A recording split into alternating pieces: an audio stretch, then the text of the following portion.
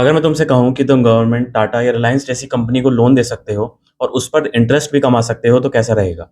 इसी को बॉन्ड्स कहते हैं और आज की वीडियो में हम समझेंगे बॉन्ड्स के बारे में और इसके टेक्निकल टर्म्स को जिससे आप अपना पर्सनल फाइनेंस और ज़्यादा अच्छा कर सकते हैं। तो सबसे पहले एक सिंपल एग्जांपल से समझते हैं कि बॉन्ड्स होते क्या हैं।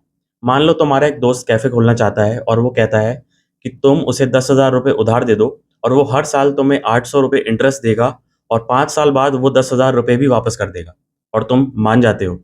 तो तुम हुए लेंडर और तुम्हारा दोस्त हुआ बोरोवर। ये एक लोन है, लेकिन अगर इसको एक बड़े लेवल पर सोचेंगे तो वही बॉन्ड्स होते हैं, जिसमें कंपनीज पब्लिक से लोन लेती हैं और एक डॉक्यूमेंट इशू करती हैं, जिसमें लिखा होता है कि कितना पैसा बोरो किया गया है, कितना इंटरेस्ट मिलेगा और ये पैसा कब वापस किया जाएगा।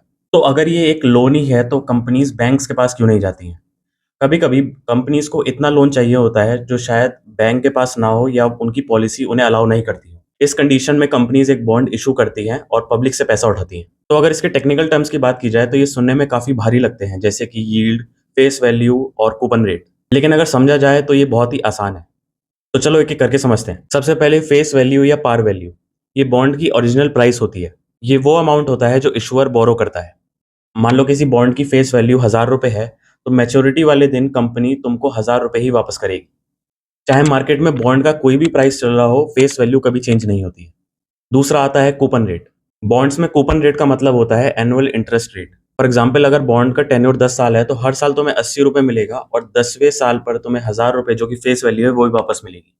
कूपन रेट्स जनरली फिक्स रहते हैं अनलेस कि आपका बॉन्ड कोई स्पेशल बॉन्ड नहीं है, जैसे कि एफआरबीज, स्टेप अप या स्टेप डाउन बॉन्ड या फिर इन्फ्लेशन इंडेक्स बॉन्ड्स।